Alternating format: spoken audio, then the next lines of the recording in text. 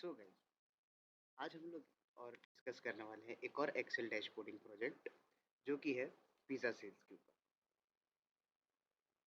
सो कुछ इस तरीके का हमारा डैशबोर्ड दिखता है और इस डैशबोर्ड के लिए हमारे पास ये सारे प्रॉब्लम स्टेटमेंट्स हैं।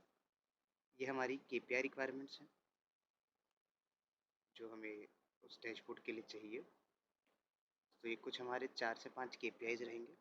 उसके बाद क्या क्या हमारे को उसके अंदर क्या चार्ट्स बनाना है, ये उसकी चार्ट्स की रिक्वायरमेंट्स रहेगी गाइस। एक एक करके इन सबको समझेंगे, देखेंगे और स्टेप बाय स्टेप अब हम लोग को डैशबोर्ड से बनानी चाहिए। तो सबसे पहले हम लोग देखेंगे रॉ डेटा हमारा कैसा दिखता है। ये रॉ डेटा का लिंक मैं आप लोग को डिस्क्रिप्शन में दे दूंगा, जहाँ से आप जाके आप भी रॉ डेटा डाउनलोड कर सकते हैं। तो ये हमारे पास रॉ डेटा है जिसके अंदर हमारे पास कॉलम्स प्रेजेंट है। Pizza ID, order ID, pizza का नाम, name ID, quantity, order date, order time, unit price, total price. तो यूनिट प्राइस है कि केवल एक सिंगल यूनिट का प्राइस कितना है, और टोटल प्राइस हमारा हो जाएगा unit price into quantity. This is मतलब दिस इनटू दिस हमारा क्वांटिटी इनटू यूनिट प्राइस हमारा टोटल प्राइस हो जाएगा। जैसे कि अगर मैं आपको कहीं पे दिखा सकता हूँ, यहाँ पे डेटा का हमारे पास रहेगा जहाँ क्वांटिटी 2 होगी हमारे पास। तो लेट्स सी हियर दे, ये ईटीएल लगा हुआ है गाइस, इसको चेंज करा। सो 2 वाला डेटा देखते हैं खाली, तो आप देख सकते हो 2 है क्वांटिटी यहाँ पे मेरी। तो यूनिट प्राइस 16 है पर total price 32, because quantity into unit price हुआ है। ठीक है, फिर इसके बाद है हमारे पास order date, order time, total price हो गया। पिज़्ज़ा का size small, medium, large, X large, जो क्या वैल्यूज है अभी उसको एक्सप्लोर करेंगे डेटा सेट को। फिर है मेरे पास पिज़्ज़ा की कैटेगरीज की, क्या कैटेगरी का वो पिज़्ज़ा था, क्लासिक, वेजी, सुप्रीम, जो जो कैटेगरीज होंगी। पिज़्ज़ा के इंग्रेडिएंट्स है हमारे पास उसके बाद, और पिज़्ज़ा का नाम है। तो इसको मैंने एक्सेल में डाउनलोड करके यहाँ रखा है। अब अगर मुझे पहले एक्सप्लोर करते हैं डेटा को, अगर मुझे एक्सप्लोर करना है कोई भी डेटा को, तो सबसे बेसिक ऑपरेशंस जो कि मैं लगा सकता हूँ वो है इसके ऊपर फ़िल्टर लगाना। क्योंकि फ़िल्टर लगा करके मेरे को यूनिक वैल्यूज़, उसके अंदर डिस्टिंक्ट वैल्यूज़ क्या क्या है वो दिख सकती है। तो ये पिज़्ज़ा नेम आईडी एक मेरा कॉलम है, इसके अंदर ये सारी बतेरी यूनिक वैल्यूज़ है मेरे पास। क्वांटिटी, इससे मुझे ये आइडिया लग गया कि मिनिमम क्वांटिटी 1 है और मैक्सिमम क्वांटिटी किसी भी ऑर्डर के लिए 4 है। तो ज़्यादा से ज़्यादा क्वांटिटी में हमारे पास ऑर्डर्स नहीं हुए, ये भी एक इनसाइट निकल के आती है हमारे पास इससे। ऑर्डर डेट है, ऑर्डर डेट में 2015 का ये डेटा है। इससे हमें यहाँ पे अगर हमने फ़िल्टर लगाया तो 2015 के अंदर भी किस किस महीने के लिए हमारे पास डेटा है वो दिख जाता है। अब सबसे पहला ट्रांसफॉर्मेशन जो मैंने इसके ऊपर लगाया वो है मंथ एक्सट्रैक्ट करना डेट में से। उसके लिए मैंने यहाँ पे सब यूज़ करा है टेक्स्ट फंक्शन का। टेक्स्ट फंक्शन क्या करता है, जो आपका एक वैल्यू है उसके अंदर से उसको दूसरे फॉर्मेट में अगर मुझे लेना है तो मैं टेक्स्ट फंक्शन का यूज़ करूँगा। जैसे यहाँ पे देखिए वैल्यू मेरी क्या है E2, और फॉर्मेट ऑफ टेक्स्ट मैंने क्या करा है ट्रिपल एम। ट्रिपल एम यानी मुझे मंथ चाहिए था, तो उससे मुझे मंथ मिल गया, और फिर वही ड्रैग डाउन कर दिया नीचे फॉर्मूला, तो मुझे मंथ मिल गया। अब डिफरेंट मंथ्स मेरे पास क्या क्या आए हैं, मेरे पास ये मंथ आए हैं, बेसिकली 12 मंथ सारे के सारे ही है। अब मुझे उसके बाद दूसरा ट्रांसफॉर्मेशन लगाया मैंने, डेट में से डे निकाला। तो डे के लिए आपको अगर फुल नेम चाहिए तो 4 बार डी देंगे, टेक्स्ट, वैल्यू, और फिर उसके फॉर्मेट में मुझे चाहिए वो। तो मैंने यहाँ पे 4 बार डी दिया है जिससे मुझे कंप्लीट डे मिला। फिर तीसरा ट्रांसफॉर्मेशन में लगा है मुझे इस डेट में से ईयर एक्सट्रैक्ट करना है। तो देख रहे हैं आप, एक कॉलम में से अगर इसको हम एसक्यूएल के टर्म्स में समझें तो ये जो है एक कॉलम है मेरा एटॉमिक कॉलम डेट, और डेट में से डेराइव्ड एट्रीब्यूट्स मैंने इतने सारे निकाल लिए हैं। ये एटॉमिक एट्रीब्यूट था मेरा, उसमें से मैंने इतनी सारी चीज़ें डेराइव कर ली। ठीक है, अब इसके बाद ईयर भी ऐसे लिया। अब आता है मेरा ऑर्डर टाइम। तो सबसे पहले ऑर्डर टाइम जो है, यहाँ पे ऑर्डर टाइम का जो वैल्यू है वो 11:38:36 AM है। इसको मैंने टाइम फॉर्मेट में है, इसके लिए एक बार जस्ट इसको टाइम फॉर्मेट पे आप रखेंगे, और फिर इसमें से भी वापस टेक्स्ट ट्रांसफॉर्मेशन मैंने लगाया डबल एच यानी कि आर। इस पूरे टाइम स्टेप में से मुझे केवल आर चाहिए था फिलहाल। अब अगर मैंने फ़िल्टर लगा रखा है तो मैं देख सकता हूँ डिफरेंट आवर्स मेरे पास क्या है, तो इससे मैं ये जान सकता हूँ कि सुबह 9 बजे से मेरी ऑर्डर वैल्यू स्टार्ट होती है और रात के 11 बजे तक ऑर्डर्स आ रहे हैं इस डेटा सेट के अंदर। ऐसे ही जो अब फिर उसके बाद हम आगे चलते हैं, प्राइस और यूनिट टोटल प्राइस ये समझ में आ गया हमको। अब हमारे पास डिफरेंट साइजेस क्या हैं पिज़्ज़ा के अंदर, तो हमारे पास L, M, S, XL, double XL ये सारे पिज़्ज़ा के साइजेस हैं। अब क्योंकि ये इतना अच्छा नहीं दिख रहा है तो इसको कंप्लीट नाम देने के लिए मैंने यहाँ पे इफ फार्मूला का यूज़ करा। इफ फार्मूला के अंदर बहुत सिंपल सा लॉजिक लगाया है। अगर मेरी वैल्यू एम है तो वो मीडियम होगा, अगर एल है तो लार्ज होगा, एस है तो स्मॉल होगा, और ऐसे ही अगर वो एक्सएल है तो एक्स लार्ज होगा, और अगर डबल एक्सएल है तो डबल एक्स लार्ज होगा। बहुत सिंपल फार्मूला, सिंपल फार्मूले की फॉर्मेशन है इफ, उसके बाद आप वैल्यू देते हो, वैल्यू के बाद अगर वो ट्रू है तो ये, और अगर वो फॉल्स हो जाता है तो उसमें मैंने एक और इफ दिया है, बिकॉज वैल्यू एम हो सकती है, एल हो सकती है, एक्सएल हो सकती है, एस हो सकती है, कुछ भी हो सकती है। जो हमारा लास्ट इफ रहेगा उसके अंदर हम ब्लैंक पास कर देंगे कि अगर इसके अलावा भी कुछ होता है तो फिर वो उसको ब्लैंक वैल्यू पास करेगा। फिल्टर लगा ही हुआ है, फिल्टर से हम देख लेते हैं हमारे पास डिफरेंट वैल्यूज क्या क्या है। हमारे पास large, medium, small, X large, double X large, ये है। इसके बाद मेरा कॉलम है पिज़्ज़ा इंग्रेडिएंट्स। सो अगर मैं वही अगेन इस पर क्लिक करूँगा तो मुझे जितने भी मेरे डिस्टिंक्ट इंग्रेडिएंट्स हैं वो दिख जाएंगे। फिर इसके बाद कैटेगरीज एक कॉलम छोड़ दिया, पिज़्ज़ा की कैटेगरीज क्या है, तो बेसिकली मेरे पास 4 कैटेगरीज हैं, चिकन, क्लासिक, सुप्रीम, वेज। आगे मेरे पास पिज़्ज़ा का नेम्स है, सो वही मेरे पास एन नंबर ऑफ पिज़्ज़ा के डिफरेंट कैटेगरीज। अब की रिक्वायरमेंट्स क्या है, ये रिक्वायरमेंट डॉक्यूमेंट भी मैं आप लोग के साथ शेयर करने वाला हूँ। तो सबसे पहले केपीआईज यानी की परफॉर्मेंस इंडिकेटर्स, वो क्या क्या चाहिए, तो हमें चाहिए total revenue, that is nothing but sum of the total price of all pizza orders. देखिए कैसे निकालते हैं। एवरेज ऑर्डर वैल्यू चाहिए, टोटल पिज़्ज़ा सोल्ड चाहिए, टोटल ऑर्डर्स चाहिए, और एवरेज पिज़्ज़ास पर ऑर्डर चाहिए। उसका डिस्क्रिप्शन आप पढ़ सकते हैं क्या है, ठीक है। इस इसके बाद चार्ट्स, कि उस डैशबोर्ड के ऊपर क्या क्या चार्ट्स चाहिए। चार्ट्स यानी कि ये जो हमने डिफरेंट चार्ट्स बनाए हुए हैं, ये सारे चार्ट्स, ये सब चार्ट्स है गाइस। ये हमारे केपीआईज है जो सबसे ऊपर है, ये चीज़ हमारी केपीआई है, और ये जो नीचे चीज़ें हैं ये सब हमारी चार्ट्स है, और इधर कुछ इनसाइट्स निकाली हुई है उसमें से। चार्ट्स रिक्वायरमेंट पड़ते हैं, तो daily trend for total orders चाहिए, hourly trend for total orders चाहिए, percentage of sales by pizza category, उसके बाद चाहिए percentage of sales by pizza size, total pizza sold by pizza category, and top 5 best sellers by total pizza sold, and bottom 5 worst sellers by total pizza sold. तो ये हमारी charts हैं। तो कुल हमें 7 चार्ट्स बनाने हैं और 5 केपीआई हमारे बनाने हैं। तो चलिए उस पर काम शुरू करें। तो अब मैं यूज़ करूँगा पिवट टेबल्स का इन चीज़ों में। जैसे कि मुझे टोटल रेवेन्यू चाहिए था, तो मैं आपको शो फील्ड लिस्ट करता हूँ। हम पिवट कैसे करते हैं, तो मैं पिवट डालना आपको सिखा देता हूँ। अगर आप कंट्रोल शिफ्ट लेफ्ट एरो दबाओगे तो आप अपने फर्स्ट कॉलम के ऊपर आ जाओगे डेटा सेट के। अब आप इन सब पे क्लिक कीजिएगा, एक पिवट टेबल अभी बना लेंगे। टेबल रेंज सेलेक्ट करें, और याद रखें add this data to data model करना बहुत ज़रूरी है, क्योंकि कुछ फीचर्स होते हैं जैसे काउंट डिस्ट्रिक्ट जो कि हम बिना इसको करे यूज़ नहीं कर सकते। चलिए नए वर्कशीट खोलेंगे, ठीक है। अब यहाँ पे मुझे क्या चाहिए, मुझे मेरा टोटल, जैसे कि यहाँ लिखा था टोटल रेवेन्यू चाहिए। तो रेवेन्यू मेरा क्या होगा, टोटल प्राइस ना कि यूनिट प्राइस। मैं उसको यहाँ रख दूँगा, तो ये मेरा सम ऑफ टोटल प्राइस निकल के आ गया गाइस,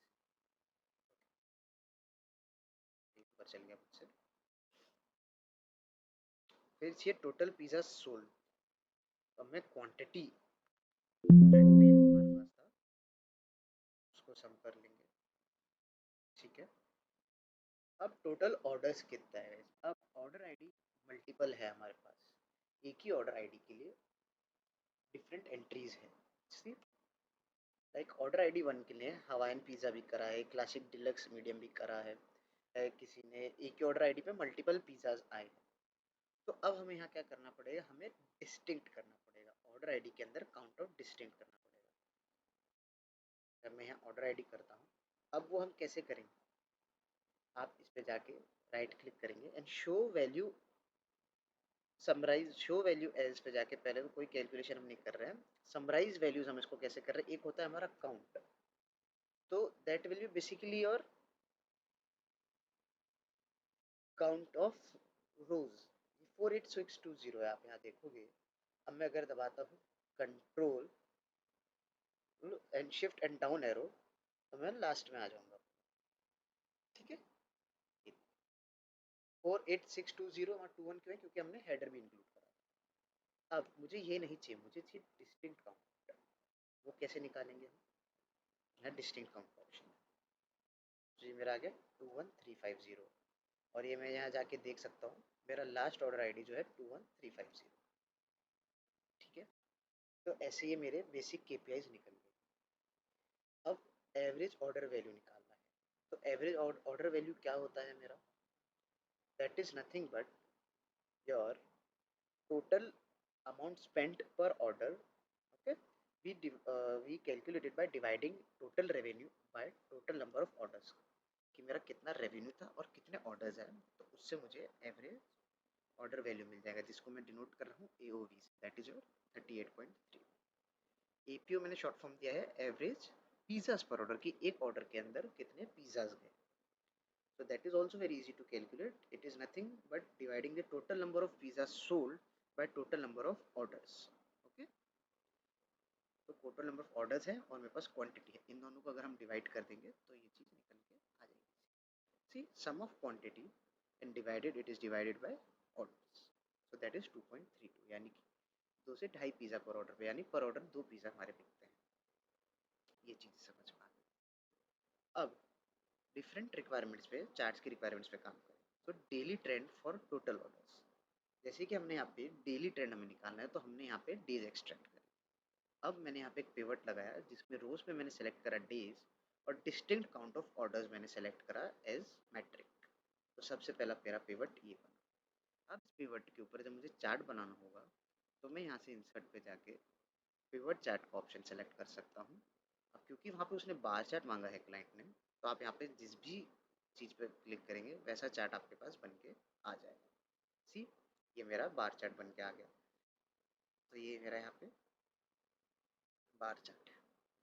ठीक है, अब सेकेंड उसके अंदर मांग है आवरली ट्रेंड, तो मैं क्या करूँगा, रोज़ में मैंने आर डाल दिया और मैट्रिक मेरा वही रहा। अब इसके लिए मुझे चाहिए था लाइन चार्ट, जो कि मैंने यहाँ से ये लाइन चार्ट लिया। ठीक है, ये मेरा लाइन चार्ट लिया मैंने और ये मेरा लाइन चार्ट बना, और वहाँ से कॉपी करके यहाँ पे पेस्ट कराया मैंने लाइन चार्ट, और इसकी फॉर्मेटिंग की, अभी फॉर्मेटिंग कैसे करी वो भी सीखेंगे।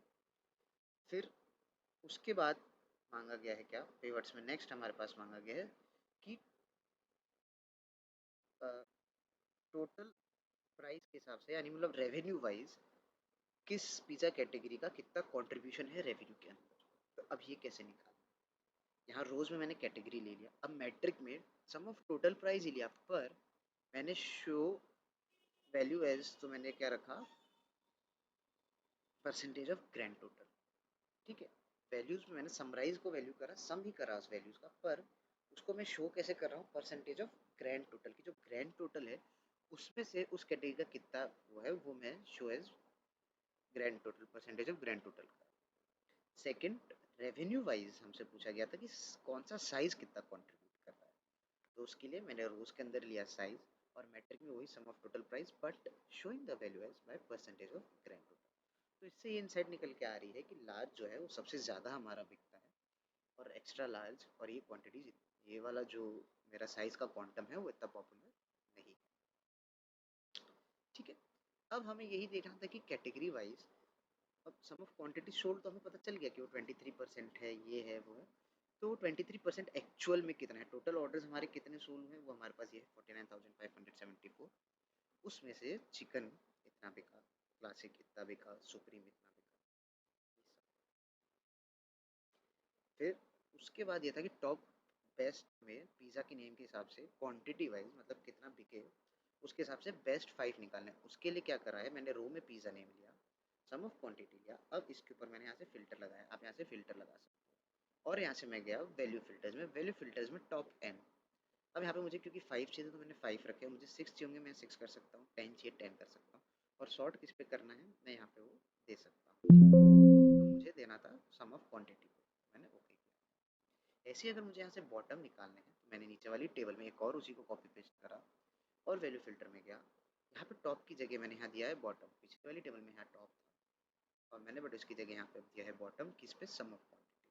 और वैसे ही जो जो चार्ट की रिक्वायरमेंट वहाँ पे आती गई, यहाँ पे आपके पास सारे चार्ट्स हैं, यहाँ पे क्लिक कीजिए पिवट चार्ट्स। इसके लिए मुझे जो चार्ट बनाना है मैं इसको पाई चार्ट के थ्रू दिखाना हो, एरिया चार्ट के थ्रू, बार चार्ट के थ्रू मैं इसको दिखाना अच्छा लगेगा कि भाई कौन सा पिज़्ज़ा सबसे कम बिका। तो सबसे कम जो है द ब्राई कैरी पिज़्ज़ा है, वो सबसे कम बिका है, ये इसके थ्रू दिख रहा है। तो वो मैंने किया, ठीक है यहाँ से डिलीट कर देते हैं, अभी हमें नहीं चाहिए। अब सारी डेटा को मैं यहाँ लेके आया, यहाँ पे उसको पेस्ट करा। चलिए एक एडिटिंग आपके सामने करते हैं, बाकी यहाँ पे मैंने होम पे गया और जैसे इनको वाइट करना है तो इनका कलर वाइट किया, बेसिक फॉर्मेटिंग है, इसको बड़ा किया और इसको भी वाइट रखना है, वाइट किया कलर, यहाँ पे इनका थोड़ा साइज बढ़ाया ताकि रीडेबल फॉर्मेट में आए, ये बोल्ड है, ठीक है। अब जस्ट सो ये मेरा डैशबोर्ड है जो कि कुछ इस तरीके का दिखेगा। यहाँ पे मैंने इनसाइट्स दिए हैं, आप इनसाइट्स स्क्रीन पॉज करके पढ़ सकते हैं। ये सारे मेरे इनसाइट्स निकल के आए हैं, ये मेरा डैशबोर्ड। सो जब हमने अब सब चीज़ देख ली है तो अब हम जानेंगे इस डैशबोर्ड के बारे में। यहाँ पे ये कॉर्नर पे मैंने पिज़्ज़ा सेल्स एक ऐसे ही छोटा सा लोगो वगैरह लगा के दिया। अच्छा अगर आप सोच रहे कि ये कैसे बना है लेआउट और ये, तो एक सेपरेट टॉपिक है, उसके लिए कभी और अच्छे से बात करिए। अभी के लिए मैं आपको बता देता हूँ, ये अगर आपको चाहिए रहेगा तो यहाँ पे ये बैकग्राउंड में इमेज आपको मिलेगी, आप यहाँ से इमेज डाउनलोड करें और यहाँ पे इंसर्ट कर सकते हैं। तो ये सब क्या है मेरे, ये है मेरे की परफॉर्मेंस इंडिकेटर्स। अगर मैं डैशबोर्ड पे आता हूँ तो मुझे ओवरऑल इस टाइमलाइन के लिए जो कि जनवरी 2015 से का डेटा है वो दिख जाएगा। मैं यहाँ पे मैं इसको मंच कर देता हूँ तो मैं 2015 का ओवरऑल डेटा देख पा रहा हूँ, इससे मुझे समझ में आ रहा है। अब मान लीजिए मुझे सिर्फ फेब का देखना है, as soon as I click on Feb तो मुझे ये पता चलेगा, ये फेब के डेली ट्रेंड्स मुझे यहाँ पे पता चलने लग गए कि फेब में सबसे ज़्यादा क्लासिक का क्या था, किस कैटरिंग परसेंटेज सेल्स, जहाँ सेल्स है मतलब वहाँ रेवेन्यू का बात हुआ है, कितना किधर से रेवेन्यू मेरे पास आया है। तो डेटा उस हिसाब से चेंज होता जाएगा और ये स्लाइडर की तरह है, आप जितना यहाँ पे सेलेक्ट करूँगा मैं फेब से जूट का डेटा भी मुझे दिखने लग गया। तो ये डैशबोर्ड का क्या फ़ायदा है, इससे मुझे क्या पता चल रहा है कि 12 से 1 का जो सेगमेंट है उसमें मेरे सबसे ज़्यादा ऑर्डर्स आते हैं और उसके बाद 4 बजे से लेकर के 7 बजे तक में जो है मेरे ऑर्डर्स ज़्यादा आते हैं। वही मैंने यहाँ पे इनसाइट्स पे लिखा है। सो एज एन एनालिस्ट आपके लिए डैशबोर्ड बनाने के साथ साथ इनसे डेटा से इंसाइट निकालना ही बहुत ज़्यादा इंपॉर्टेंट है। तो इसके लिए यहाँ पे जो कुछ मेजर इनसाइट्स है जो मुझे इन दोनों से डेली ट्रेंड्स और आर्ली ट्रेंड्स मिली है, वो ये है कि orders are on rise on weekends. तो फ्राइडे और सैटरडे को, वीकेंड्स के दिन ज़्यादा ऑर्डर्स होते हैं, ठीक है। और टाइम का जैसे मैंने आपको बताया 12 बजे से हाइक आती है, 12 से 1 के बीच में हाइक रहती है और शाम को 4 बजे से 7 बजे के बीच में हाइक रहती है। अब नीचे वाले चार्ट्स की तरफ चलते हैं कि ये हमें क्या बता रहे हैं। उससे पहले हम फिल्टर हटा लेते हैं। क्लियर फिल्टर का ये बटन है, मैं जैसे इसको दबाऊंगा मेरे सारा फिल्टर्स हट जाएगा। तो जैसा कि आप इसको देख के बता सकते हैं कि सबसे ज़्यादा रेवेन्यू जो आता है मेरे पास, वो मेरे पास क्लासिक कैटेगरी से थ्रू आ रहा है, ठीक है। अब पावर बीआई और इसमें एक अंतर होता है यही कि अगर मैं यहाँ पे खाली क्लासिक पे क्लिक करता तो सिर्फ क्लासिक का पूरा फिल्टर से लग सकता था, जो कि यहाँ पे ऐसा नहीं हो रहा है, बट ठीक है। तो अब मुझे अगर इसके लिए चाहिए कि यहाँ पे क्लासिक भी दिखे मुझे, तो मैं उसको एडिट कर सकता हूँ। मैं लेजेंड्स सॉरी डेटा लेवल्स कहते हैं जो ये आपको दिख रहा है, और अगर मैं इसको कॉल आउट पे चेंज कर देता हूँ तो मुझे पता चल जाएगा, राइट, कि चिकन से 24%, वेजी से भी 24% है ऑलमोस्ट, और सुप्रीम से 15% और क्लासिक से 27%। तो क्लासिक कैटेगरी से सबसे ज़्यादा मेरे को सेल्स आता है, दैट इज़ 27% सेल्स। अब साइज़ के हिसाब से अगर देखी जाए तो भी साइज़ के अंदर जो है लार्ज जो साइज़ है वो कैटेगरी सबसे ज़्यादा बिकती है हमारी। और जो एक्स्ट्रा लार्ज और एक्स्ट्रा लार्ज और डबल एक्स लार्ज है वो ज़्यादा कंट्रीब्यूट नहीं करते हैं हमारे उसके अंदर, ये हम इस चार्ट से देख सकते हैं। फिर ये एक फनल चार्ट है जिसपे टोटल क्वांटिटी सोल्ड के हिसाब से, पिज़्ज़ा सोल्ड बाय कैटेगरी के हिसाब से अगर देखा जाए तो आज तक सबसे ज़्यादा इस टाइम ड्यूरेशन के अंदर जो है क्लासिक पिज़्ज़ा बेचा गया है। ठीक है, और ये डेटा कैसे वैलिडेट होता है, आप यहाँ पे सबसे ज़्यादा रेवेन्यू भी मुझे किससे आया है, क्लासिक कैटेगरी से आया है, तो सबसे ज़्यादा क्योंकि बिक्री भी क्लासिक कैटेगरी की ही हो रही है। अब बाय नेम कि कौन सी कैटेगरी का पिज़्ज़ा सबसे ज़्यादा बिक रहा है हमारे पास, तो वो है द क्लासिक डीलक्स पिज़्ज़ा और द बारबेक्यू चिकन पिज़्ज़ा। आप इसमें देखोगे तो 20 का ही अंतर है, ज़्यादा का अंतर नहीं। और वर्स्ट हमारे पास सबसे वर्स्ट पिज़्ज़ा कौन सा बिक रहा है, वो द ब्री कैरे पिज़्ज़ा, ये सबसे वर्स्ट में जा रहा है।